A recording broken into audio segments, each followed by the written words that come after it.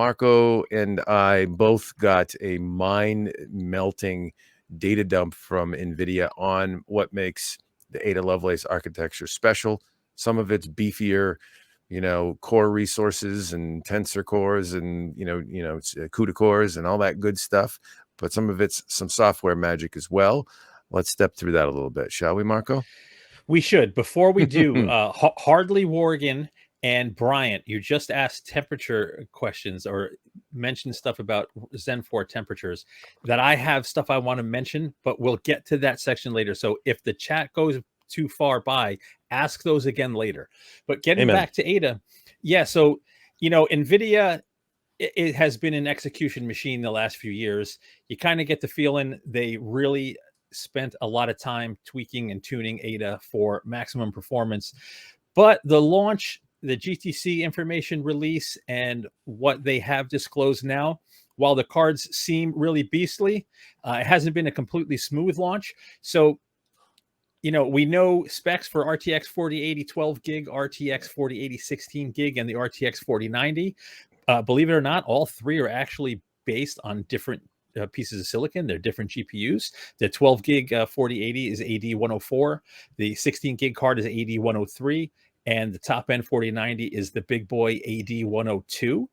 So normally that's not what we would see from NVIDIA. We'd see, usually the high end card would come out and then they'd scale it back, over time. All three GPUs are hitting relatively same time. 4090 is coming first in October. The 4080s are coming in, I believe it was early November. I don't remember exactly what Jensen said on stage, but really, really powerful new cards with a lot of new technology. So before we get to the tech, do you guys want to toss anything in? Yeah.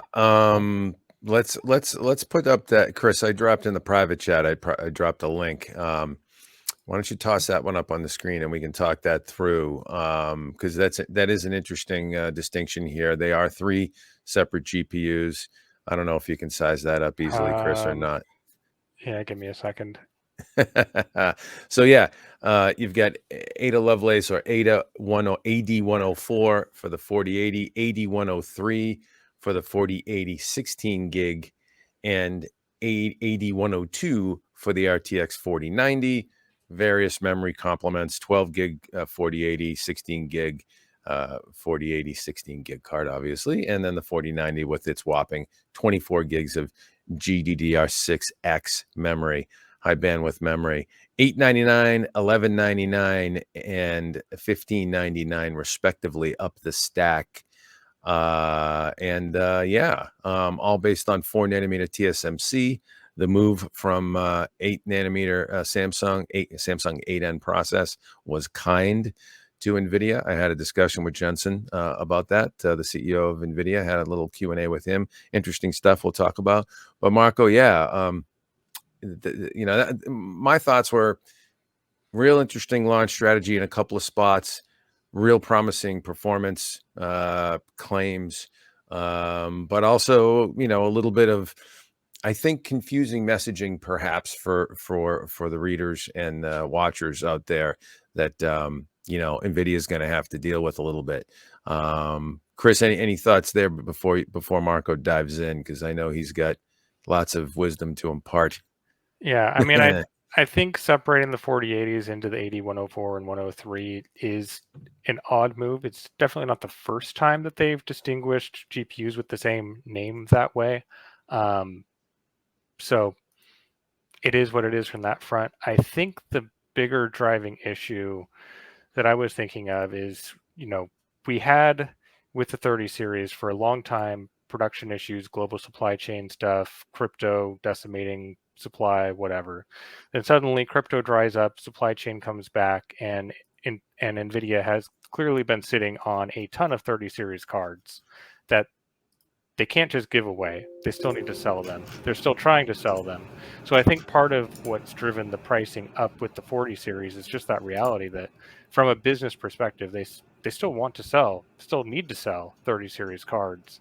So I think maybe once that 30 series supply shores up, we could see 40 series prices drop, hopefully.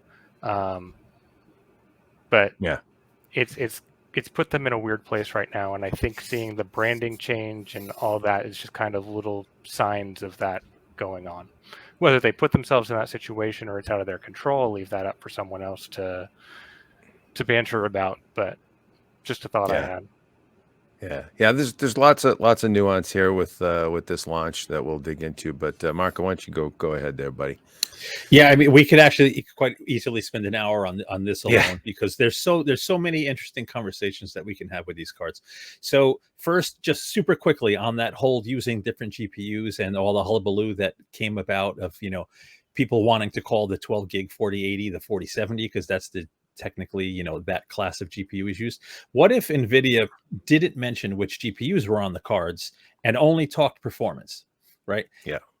That whole conversation would not have happened.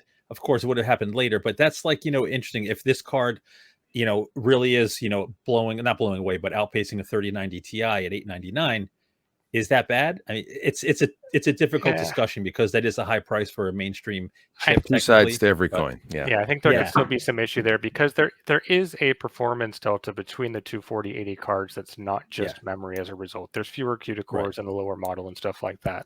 So having them both call a 4080 while performing differently in non-memory bandwidth restricted situations is still a bad feel, regardless of whether it's a good value or not. I still think these cards are going to sell very well. I think they still have the potential to be very good values. It doesn't mean the naming isn't frustrating. Yep.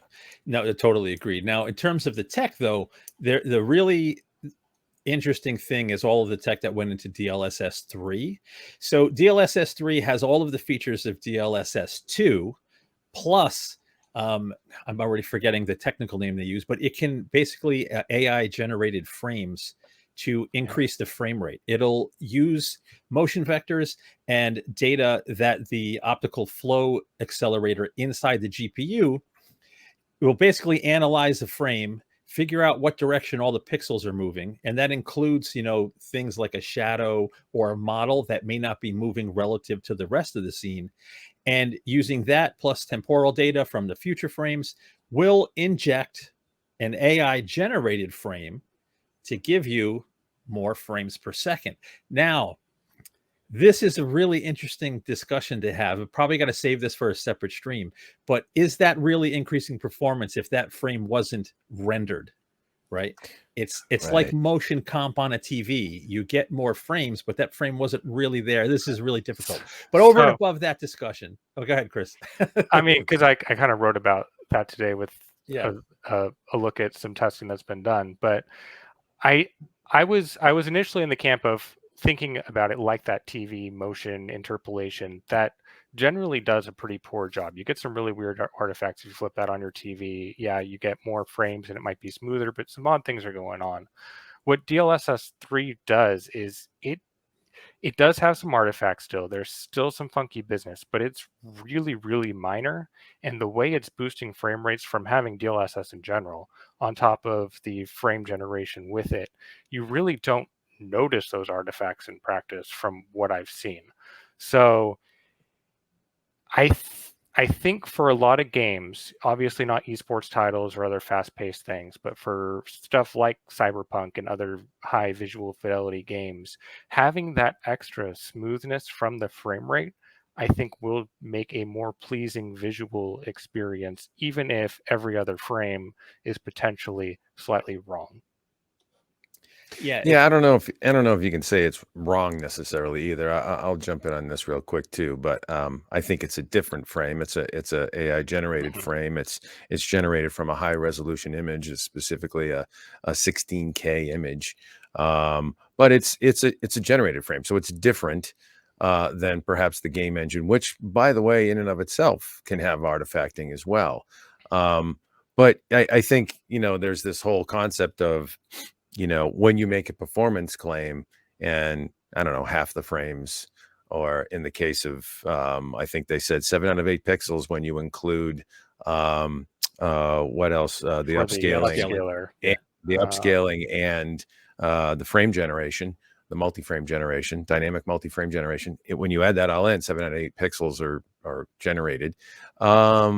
You could make all kinds of arguments either way, but at the end of the day, it is about the experience. It's about the FPS, and I don't know. I Right. think it's a natural evolution to have an AI help the rendering. That makes sense to me. Why when when you run out of brute force, why not? Right? Right. Because I mean, we could keep brute forcing it, and GPUs keep getting more power hungry and larger and more expensive, or you can throw some tensor cores in there and accelerate it. Right. At the Yeah. end of the day, it's about eye candy. I mean, even with traditional rendering, we still have issues where a lot of games are using, like, say, for shooters, you have hitboxes that you're shooting at that may not actually match up with the model you're looking at anyway. So as long as your AI represented frames are still showing something close enough to actually interact and play a game with, I don't see the issue as much as I personally expected to. I think with my natural healthy skepticism, I was going to be a lot more resistant to this, and I hate to say I've kind of been convinced. Yeah. And as long as and then we'll move on, Mark, because I know you're itching to jump in. As long as the review process with independent, Mhm. media like us, press like us, stays with the, here's game performance with DLSS 3 on, here's Right. without DLSS, and look at the rasterization performance, and then make your judgment from there. Then I think things are fine. Peter Frakowitz, if I'm pronouncing your name, forgive me. Hopefully that's right.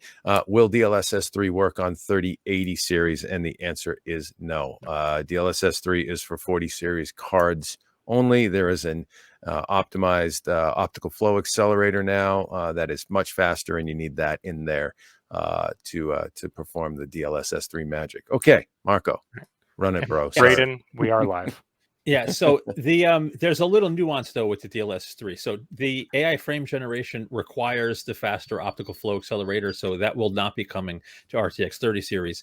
However, all of the model training and updates that come to super resolution and reflex will get integrated into DLSS2. So there will still be advancements to DLSS on RTX 30 series cards, just not the DLSS3 specific features, which require hardware inside Ada Lovelace. So there are still benefits coming to DLSS on 30 series cards, but not this specific stuff. So that's just an important distinction there. But yeah, I'm really looking forward to the 40 series for a couple of reasons. First, we love big, crazy, powerful hardware, and I want to see frame rates go up and get all these new features. But it's happening at a time where, and this is a whole nother discussion that we could probably spend an hour on, with Intel entering the fray. And, regardless of how great ARC looks across the board, having that third player is really going to disrupt the mix. And I think, especially with Intel being aggressive on pricing right now, is going to ultimately drive, like, from the mainstream, upper mainstream on down. And it's only the guys at the very top that can afford like 4090s that are probably still going to pay that ultra premium. But everything else is going to get really interesting the next few months. So yeah, I agree, and the competition we have mounting from AMD with RDNA 3, that's gonna, I mean, it's whether it's CPUs or GPUs these days, there's lots of competition, and it's just driving things in the right direction for the consumer. Better pricing, better features, driving innovation. These companies can't sit on their heels a little bit, and only they got to give 90% of what's in the can, kind of thing. You can't just hold back anymore. You gotta really throw down and compete. So good stuff for sure. yeah, it's there's really tons of, in terms of, and the partners kind of went nuts with the add-in, the partner boards that are coming. They look really over the top and insane, and the 4090 is just a monstrous beast. It's Massive. really a big, heavy cart. But I'm looking forward to seeing what kind of performance and power it pulls in my own test rig, and not relying on data that was released from the company itself. But there's way too much to talk about on Ada Lovelace. We have multiple articles up on the site, including a full architecture breakdown. So Yep. if you want like the deeper nitty gritty, definitely stop by the site and check out the architecture piece, because we covered, I think, just about everything in that piece. Specs for all the cards, all of the new features, the updates to the PCB for better power delivery. There's the updates to the cooler. There's lots of different stuff that Jensen just couldn't really focus on during the keynote that we got in a briefing later, and we put it all up on the site. So definitely come by the site and check that out.